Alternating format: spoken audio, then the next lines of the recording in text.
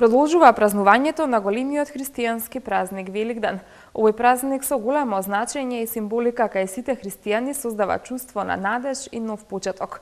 И кои содржини следуваат во денешното великденско издание на Урбаните вести.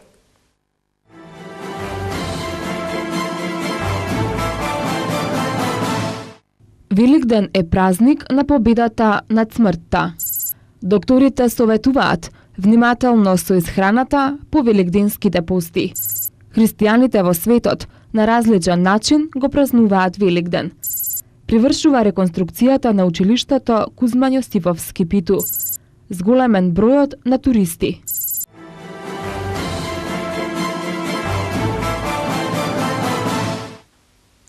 Денот на воскреснувањето на Исус, Божиот Син, е најголем христијански празник. Денеска е вторден Великден и е неработен ден за сите православни христијани. Прилог на Томислав Атанасовски. Денеска е вторден Великден. Страдалната седмица заврши со новиот ден, денот на Воскресението. Ние сме свикнале да ја делиме неделата на 7 дена, но денес се установува тајната на 8-миот ден, тоест идниот ден кој треба да дојде, за никогаш да не заврши како што завршува секој ден на ова наше време. Христовото останување од мртвите е потврда на сите негови зборови, на сите негови ветувања. Подоцна апостол Павле ке зборува: ако Христос не воскреснеше, ке беше залудна вашата вера, ке беа залудни вашите надежи, зашто ке верувавте и ке се надевавте напразно. И навистина е така, бидејќи Христос не ветуваше при времена поправка на нашите животни услови, како што ветува на пример некој политичар економист кој ги проучил космичките закони па вешто се раководи според нив. Туку ветуваше една сосема нова реалност како креатор кој е моќен и способен да создаде таа реалност, поинаку кажано, како господар над животот и смртта.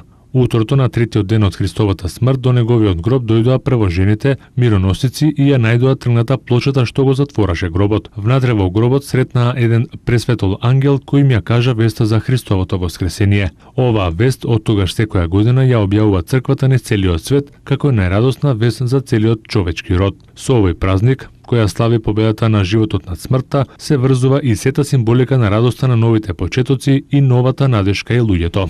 Во црковните храмови во земјата великденската служба започнува на полноќ на преминот кон почетокот на великденското утро, кога верниците се собираат во Божите храмови поздравувајќи го празникот со Христос воскреснан, вистина воскресна. Со тој поздрав тие се поздравуваат се до Спасов ден. Традиционалното кршење на вапцани јајца го символизира кршењето на портите од пеколот. Великден се слави во кругот на семејството со црвено вапцани јајца околу богатата трпеза, каде што по долгиот пост се служи јагнешко месо со салати.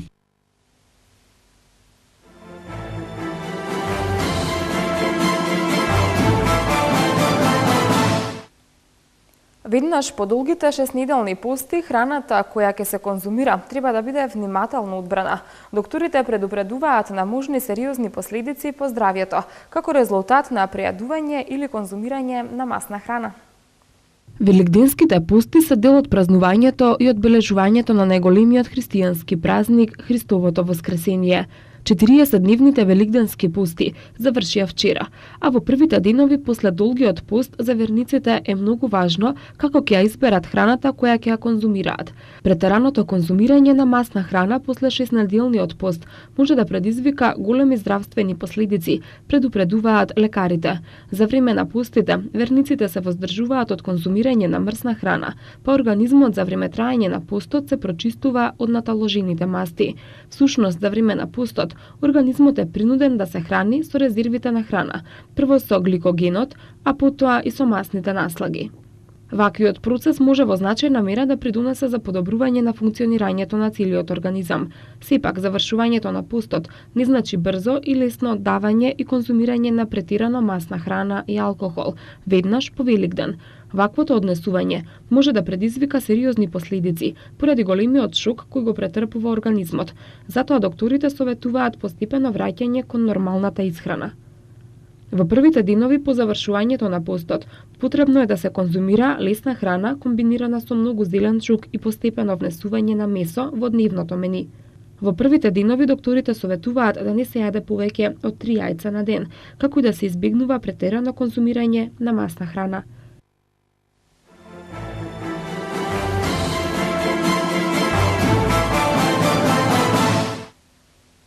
Иако на различен начин, со различни верски обичаи и ритуали, Великден го празнува целиот христијански свет.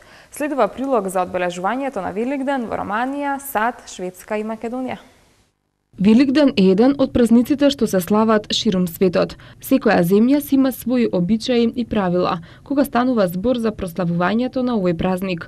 Луѓето во Романија на тој ден си купуваат нова облека, за да го одбележат денот како нов почеток и да го заборават минатото.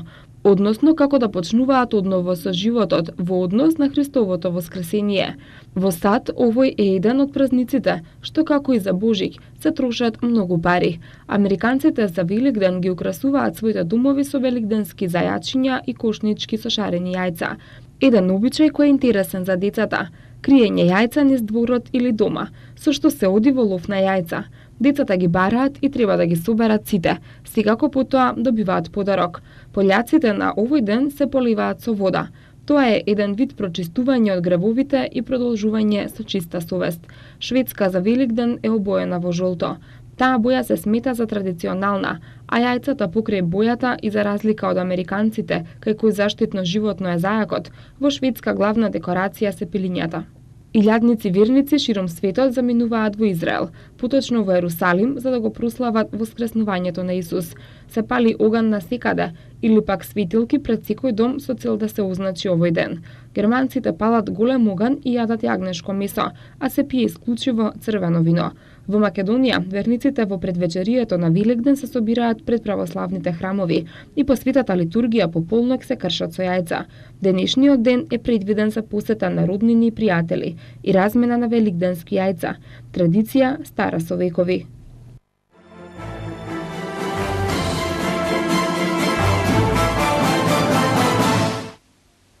За околу 2 месеца се очекува да заврши реконструкцијата на основното училиште Кузман Јосифовски Питу во Црниче, со што значително ќе се подобрат условите за следење на наставата во ова подрачно училиште.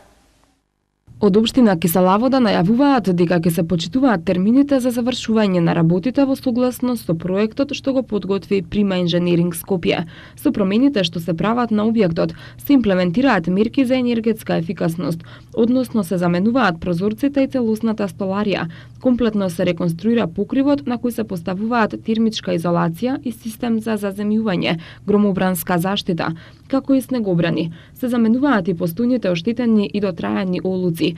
Поради поголема изолација, објектот ќе биде обложен со нова енергетски ефикасна фасада. Екипите на фирмата изведувач конструктор Рената и други од Скопје работат интензивно за да им се излезе во пресрет на учениците што ја следат наставата во другиот дел од објектот, кој ќе се реновира по завршувањето на градижните активности во првиот.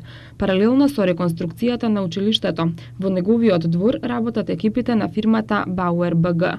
Се гради новото повеќенаменско игралиште. На површина од 1300 квадратни метри ќе има 2 гола за мал фудбал и за ракомет и 4 коша. Ќе располага со сите спортски реквизити и урбана опрема и ќе биде осветлено за да се користи и навечер.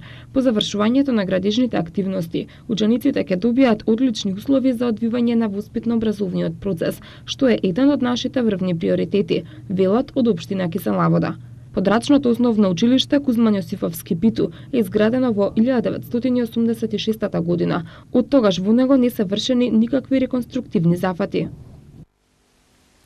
Бројот на туристите во февруари годинава изнесува 27.278, а на ноќевањата 60.619, што во однос на истиот месец минатата година представува зголемување за 6,6%, односно 3,9%. Според податоците на Државниот завод за статистика, бројот на домашните туристи во февруари годинава споредено со февруари минатата година е зголемен за 10,3%, а на странските туристи за 4,1%. Кај ноќевањето на домашните туристи зголемувањето е за 3,6%, додека за странските туристи 4,2%. Во првите 2 месеца од годинава, во однос на истиот период од претходната година, бројот на туристите е зголемен за 1,3%, кај домашните туристи за 0,6%, а кај странските за 1,9%. Кај ноќевањата во јануари и февруари има зголемување за 0,3%, кај домашните туристи намалување за 2,1%, а кај странските зголемување за 2,6%. Италија без Тоти, Лука Тони и Ди Натале на светското првенство во Бразил. Роджер Федерер ќе земе мала пауза од тенисот да му се посвети на семејството. Следуваат спортските вести, но пред нив рекламите.